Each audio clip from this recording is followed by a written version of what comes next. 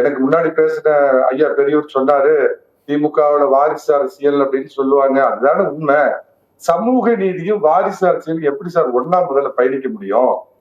வாரிசு அரசியலோட ஒட்டுமொத்த கூடார ஒரு காலத்துல கருணாநிதி கேட்பார், இது என்ன திமுக சங்கரமடமான்னு கேட்பாரு. அது சங்கரமடத்துல அப்படி இல்ல.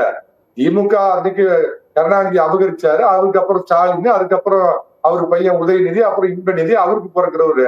அதிமுக ஜனநாயக கட்சி தான் பிரச்சனை. கவர்ச்சிகரமான ஒரு தலைவர் எம் ஜி ராமச்சந்திரன்கிறவர் இந்த கட்சியை தொடங்கினாரு. அதுக்கப்புறம் அதே சினிமாவில இருந்து வந்தவங்க ஜெயலலிதா அந்த கட்சியை வழி நடத்துறாங்க. சாதாரண மனுஷன் நேற்று வரைக்கும் நம்ம கூட உட்கார்ந்து இந்த எடப்பாடி பழனிசாமி இன்னைக்கு அந்த கட்சியுடைய பொதுச் செயலரா வந்துட்டாரு அப்படிங்கிறப்ப அந்த ஏற்புத்தன்மை அப்படிங்கிறது அதிமுகவுல இல்ல. அதுக்கு போராடினாரு. பல துரோகிகள் இந்த கட்சியில அப்ப வெளியேறினாங்க, வெளியேற்றப்பட்டார்கள்.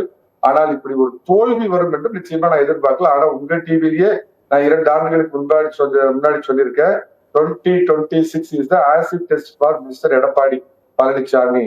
மீண்டும் ஒரு தோல்வி ஏற்பட்டால் ஒரு கடுமையான விளைவுகளை உட்கட்சியிலிருந்து சந்திக்க நேரிடும் அப்படின்னு நான் வெளிப்படையா பேசியிருந்தேன்.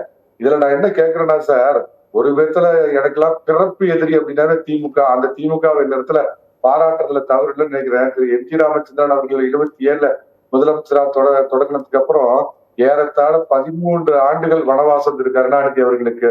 தொடர் தோல்வி தொடர் தோல்வி தொடர் தோல்வி. ஆனா அந்த கட்சியில எந்த ஒரு சிறு சலசலப்பும் இல்ல. யாரும் 2ஆம் கட்ட நிர்வாகிகள் வெளியேறல. அது முதல் பாயிண்ட். அதே மாதிரி 93 திரு வைகோ பால்சாமி அவர்கள் செங்குத்தா அந்த கட்சியை பிளந்தப்ப கூட கிட்டத்தட்ட 12-14 மாவட்ட செயலாளர்கள் வெளியேறினப்ப கூட அந்த கட்சி மறுபடியும் மறு உருவாக்கம் பண்ணி திரு கருணாநிதி அவர்கள் கட்டியமைத்தார்.